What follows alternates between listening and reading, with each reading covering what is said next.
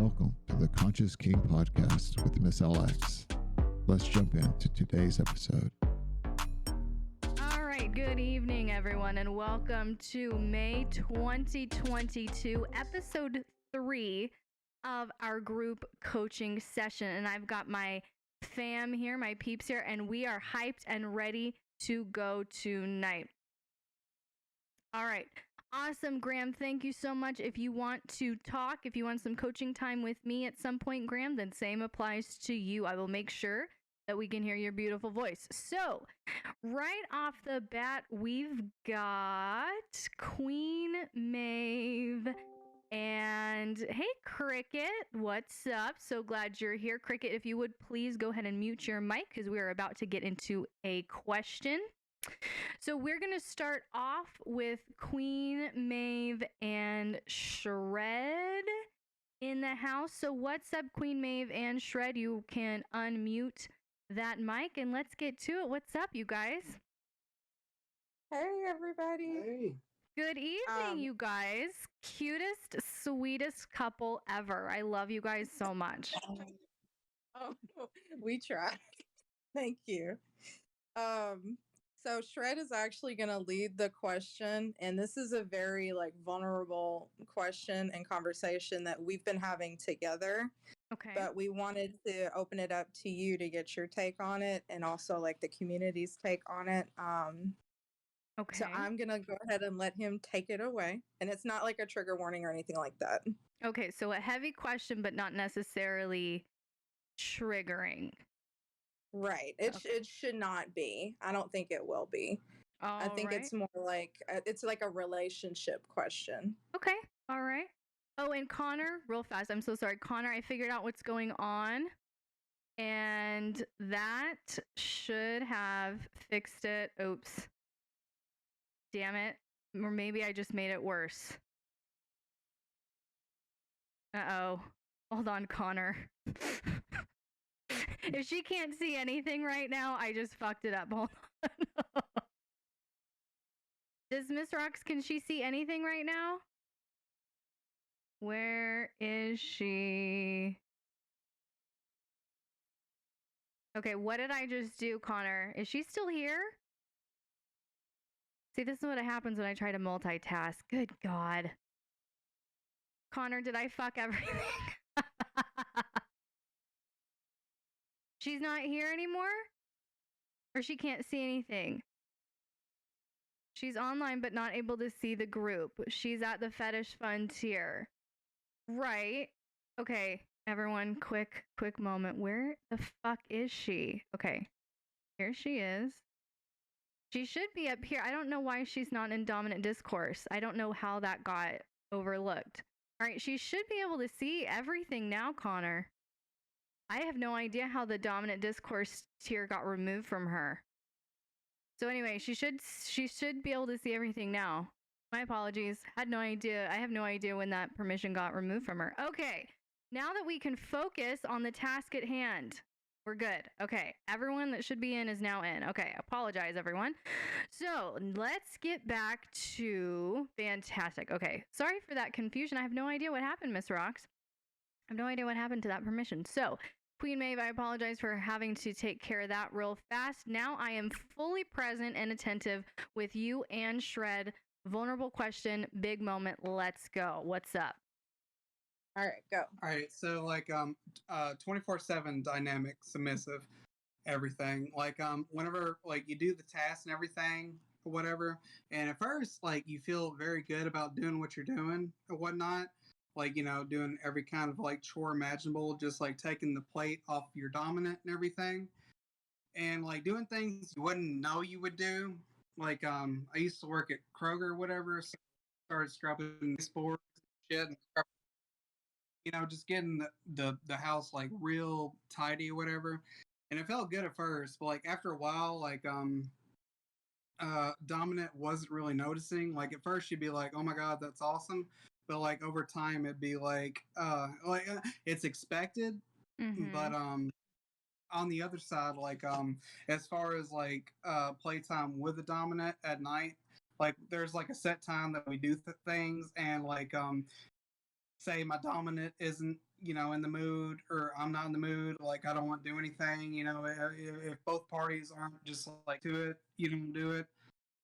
And I guess that relates to like the tasks and everything, being like you do things, you expect things or whatnot. So what's your question? 24/7 submissive burnout, I guess. Not burnout, but like getting motivated. Like he's like meaning like keeping the motivation going to continue to do service submissive tasks and things like that, like little acts of service. And he was comfortable enough with me to come and talk to me about like feeling like he's not appreciated as much. Okay.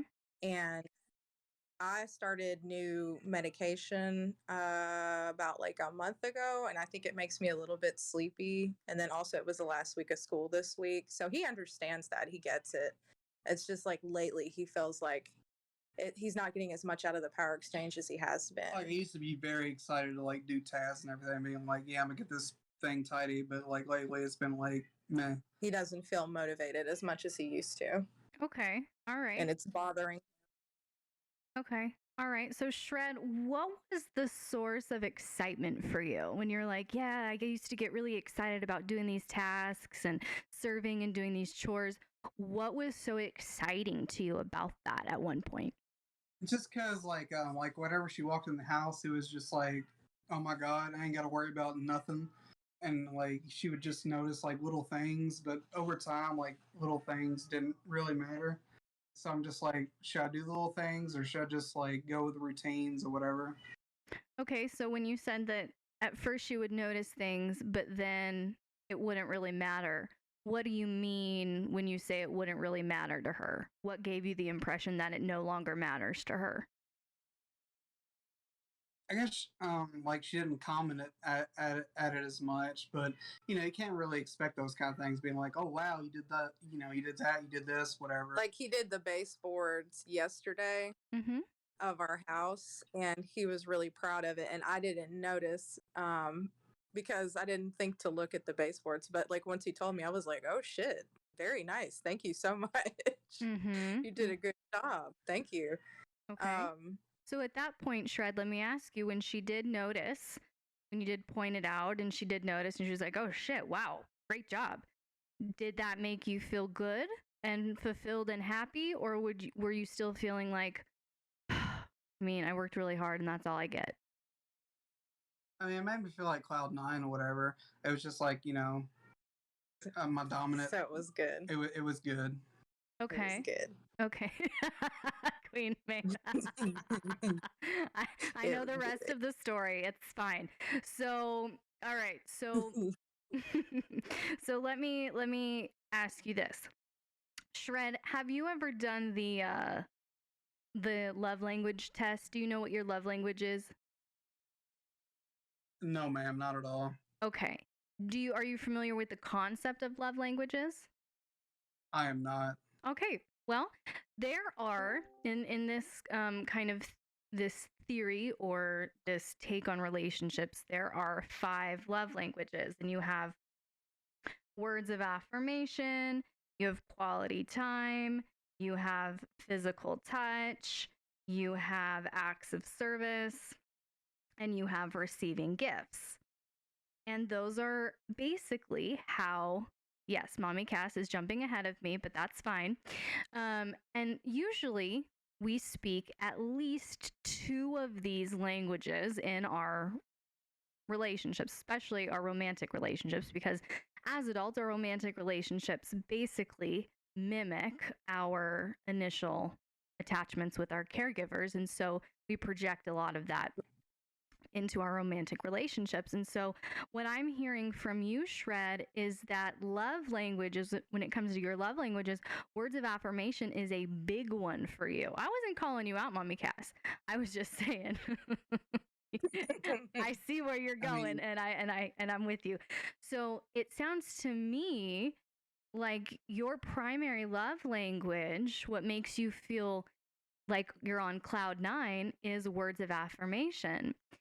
And so for you, Queen Maeve, and this is in one of the submissive training guides that I have on Patreon, I put a point in there about knowing your submissive's love languages because you need to identify that as a point of incentive for them, especially in a long-term romantic relationship or partnership or marriage like you two have. I can definitely do that. I know exactly which. Yes, the 5 love language tacos. Yes, so Connor he posted this and I love this. It says, the 5 love language as tacos. Words of affirmation, your tacos are delicious.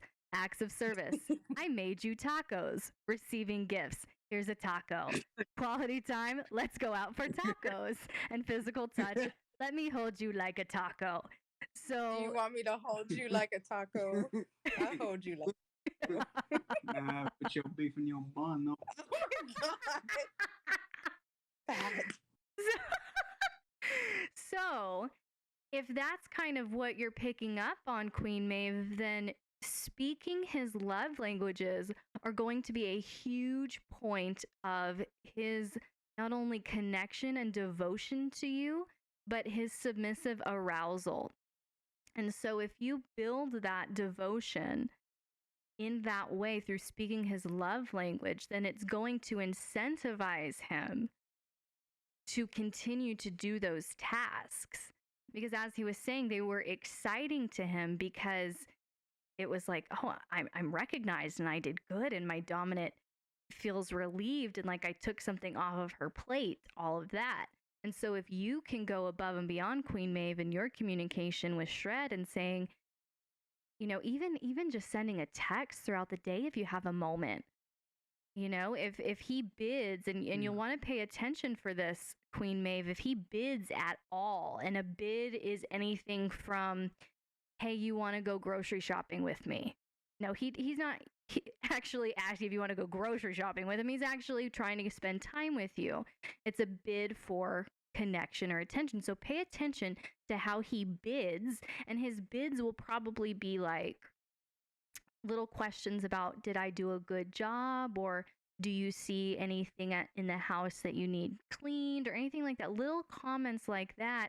Pay attention to those bids because what he's looking for is words of affirmation. And if you can pick up on that and speak to that and constantly keep that tank filled, that's going to keep him motivated to continue pleasing you. Does that make sense?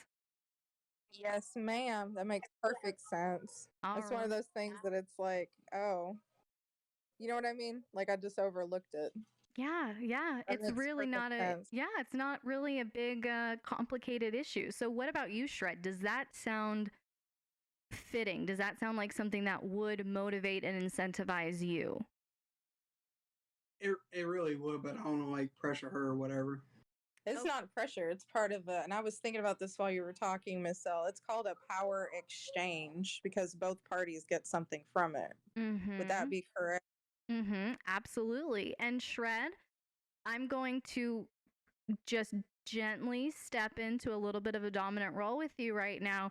That is the second or third time I've heard you gaslight yourself in this conversation, and I do not want to hear it again. That's one of Queen's rules is not self-deprecation, and yeah, that's a big problem I have. So when you say, you know, I don't want to add to her plate or I don't want to pressure her or whatever, your partner, I want everyone to listen to me right here, right now. Your partner meeting your needs does not make you selfish or demanding. Okay? Say it again for the people in the back. You reaching out to your partner and having your partner meet your needs is not you being selfish and demanding. But if we've been in really toxic, abusive, narcissistic relationships and situations before, then we were shamed and made to feel guilty for taking up any space, for asserting ourselves in any way, for asking for our needs, for saying what we want. We were shamed, we were judged, we were gaslit, we were all kinds of things for asserting ourselves in that way. And so I'm hearing that come up with you, Shred. And I'm also hearing that your girl, your woman, your queen, your wife, your goddess, she loves you like a fuck ton. And she is there to support you and love you. And she wants to prove to you that your past is in the past. And what you have with her is something completely different and completely new and something that you can rest in. Am I wrong, Queen Maeve?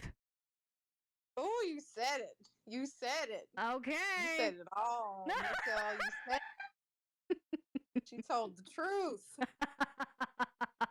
Yes. That's exactly what I've been trying to say for years, but didn't know how to. That's right. So Shred, can you accept that? Yeah, I can. All right. He's a little emotional, but that's okay.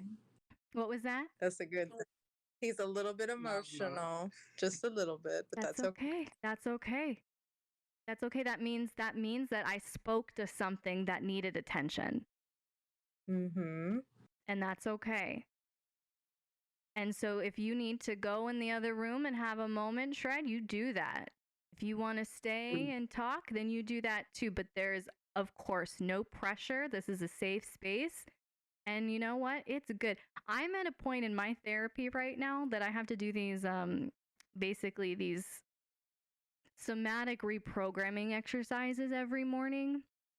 And every morning, it's like a huge emotional release. Every single morning. And we were actually, Mr. B and I were cracking up about it this morning because I had just gotten done through my exercises and my journaling and my homework, my therapy homework this morning. And I come out of my room just like puffy eyes, crying.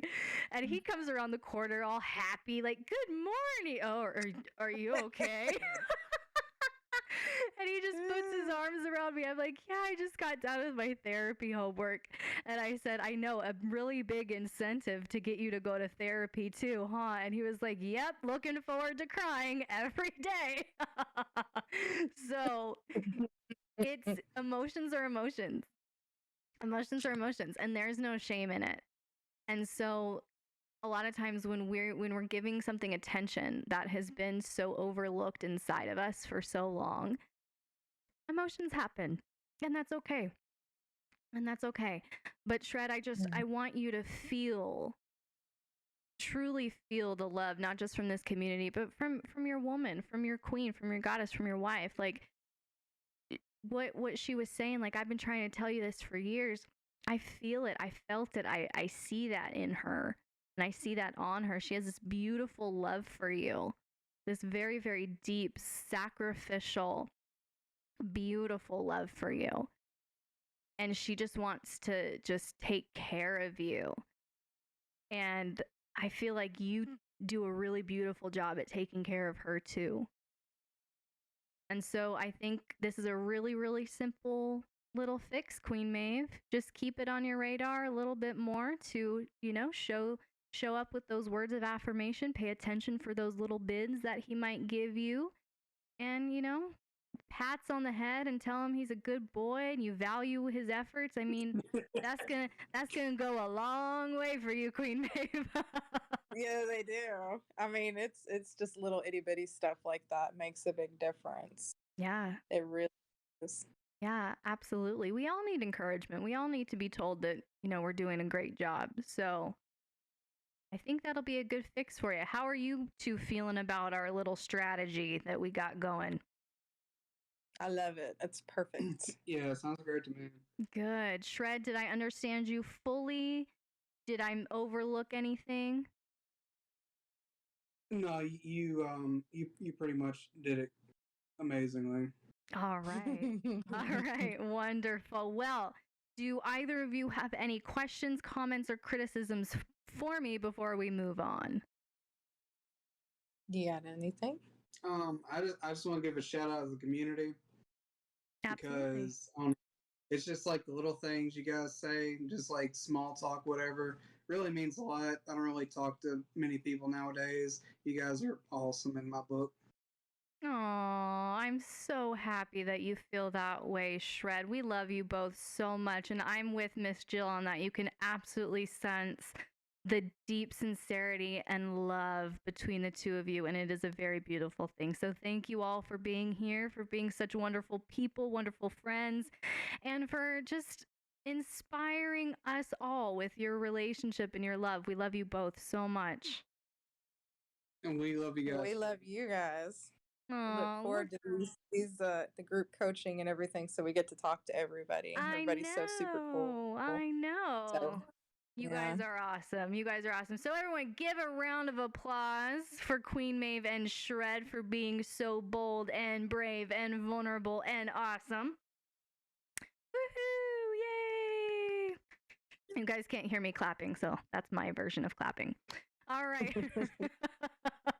All right. Well, if we don't have anything else for you two, Queen Maeve and Shred, go ahead and mute that mic so that we can move on to our next lovely, beautiful soul here, which I think is Sweet. I think I said Sweet is number 2 on our agenda tonight. So Sweet, if you are ready and you feel comfortable, you can go ahead and unmute your mic and we can get going. Hello. Hello. My name's Sweet. Sorry, I got nervous. That's okay. There's nothing to be nervous about. Everyone make Sweet laugh immediately. Right now with some gifts, make her laugh. See, I'll just put the pressure on them, Sweet, not you. Catch the rest of this conversation in the next episode.